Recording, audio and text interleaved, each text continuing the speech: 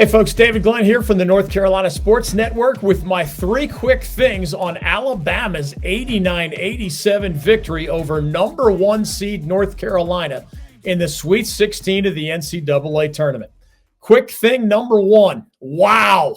When college basketball gets two offensively dynamic teams and both coaches give their teams the green light to push the tempo, as Alabama's Nate Oates and UNC's Hubert Davis clearly did in this game, a truly thrilling brand of basketball can unfold, and it did. Many basketball fans would not want the college game to become too much like the NBA brand, but there's nothing wrong with a little variety in the NCAA tournament, especially when the offensive fireworks come against defenses that are playing at maximum intensity, too, even if not always at maximum efficiency. Among this year's Sweet 16 teams, Alabama and UNC were number 1 and number 3 in adjusted tempo, meaning they were two of the three fastest-paced teams left in the field. And it was clear that both teams wanted the freedom to get up and down the floor without too many restrictions or overcoaching, which has happened a lot historically in college hoops. But not this time, not tonight. This ball game was UNC 54, Alabama 46 at the half, with both teams shooting at or slightly above 50% from the field. And anyone who might suggest that the players of this game didn't play really, really hard on defense was not paying close enough attention. This was simply elite level, fast-paced offense and incredibly entertaining basketball played by very skilled competitors on one of the college game's biggest stages. Regardless of what the scoreboard ended up reading in this one, college basketball was a big winner, and the millions of fans of the sport who are watching at this point of March Madness, they were winners too.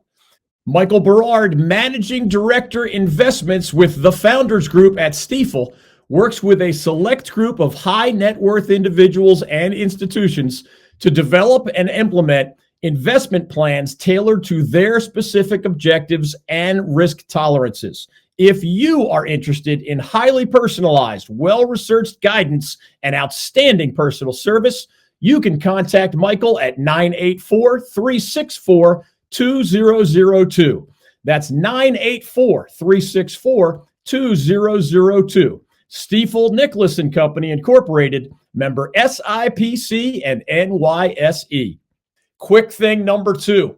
The old saying that you need your best player to be your best player at this time of year is generally true. And North Carolina typically struggled to win this season when its number one player had his worst shooting performances, although that did not happen very often.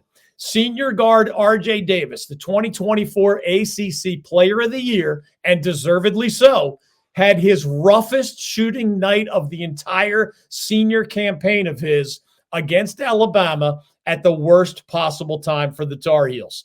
Amazingly, after R.J. Davis made only one of his 8 first-half field goal attempts, and he missed all 3 of his first-half three-point attempts, and he had only 2 points at halftime, amazingly, the Tar Heels were still up by 8 points, 54-46.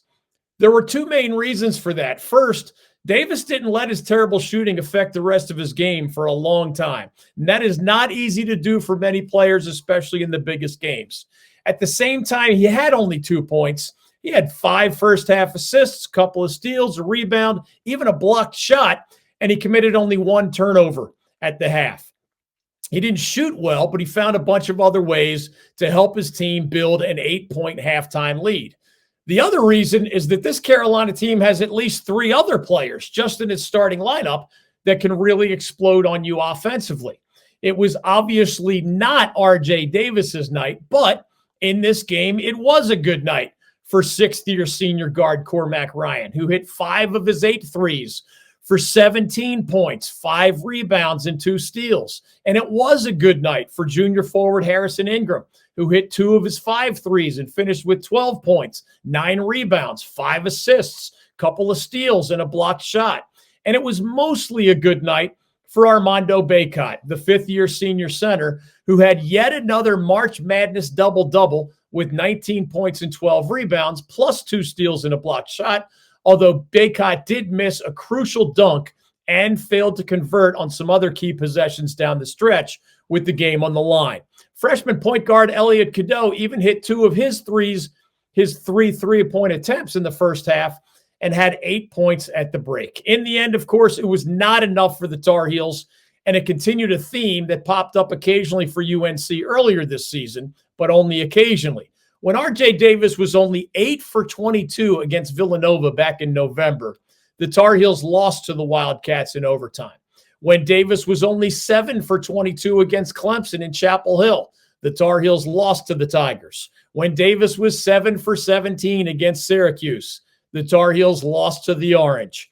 When Davis was only 10 for 26 against NC State in the ACC championship game, the Tar Heels lost to the Wolfpack. This time, the numbers were even uglier. Davis finished 4 for 20 against Alabama from the field, missing all 9 of his three-point attempts. And the Tar Heels, of course, did fall to the Crimson Tide 89-87. There were a couple times this season that the Tar Heels overcame a really poor shooting night by R.J. Davis, but most of the time when that happened, the Tar Heels lost. The Lawson Insurance Group in Raleigh is a family-owned business led by 3 actual brothers who happen to be huge sports fans: Ken Lawson, Miller Lawson, and Michael Lawson. I know these guys, I trust these guys, and I send these guys my own insurance business and that of my family. The next time you have insurance needs, I hope you'll do the same.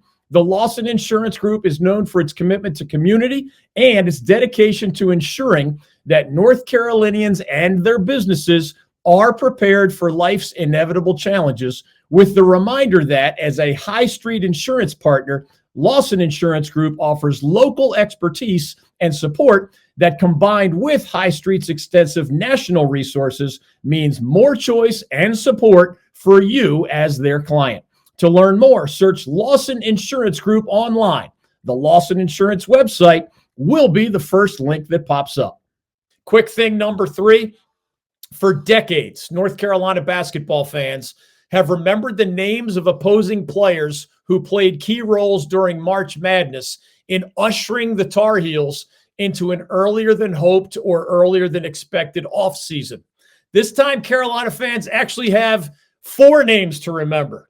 Without outstanding efforts from any one of these 4 Alabama players, it likely would have been the Tar Heels moving on to face Clemson in the Elite Eight, even with R.J. Davis having one of the worst nights of his entire UNC career. Senior forward Grant Nelson, a North Dakota State transfer in his first season with the Crimson Tide, posted a double-double, 24 points, 12 rebounds. He also battled Armando Bacot, a bigger guy, in the post defensively, while hitting both of his three-point attempts and 10 of his 13 free throws, including several in the final minutes with the game on the line.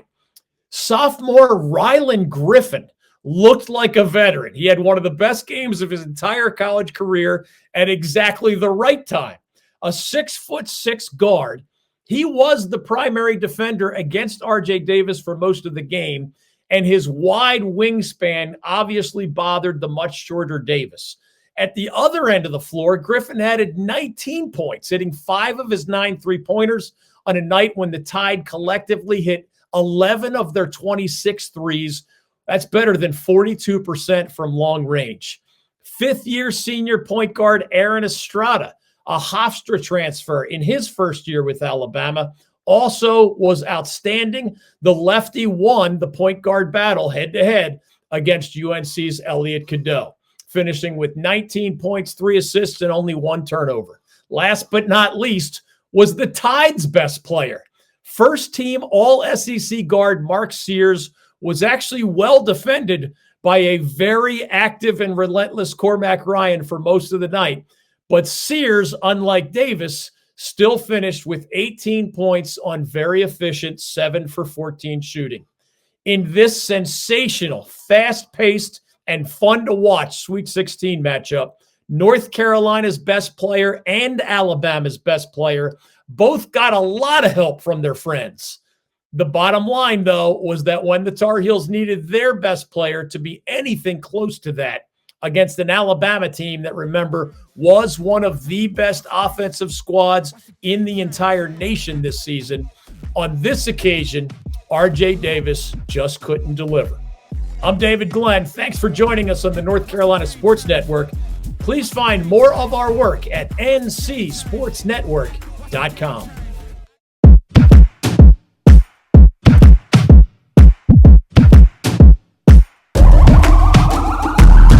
This is the moment we waited for. Everything you want is right here. We gon' give them what they came for. We gon' take it up from last year. Shoot 'em my shot, boy, I'm long range. Me and the team on the same thing. Stayed down, never switched up.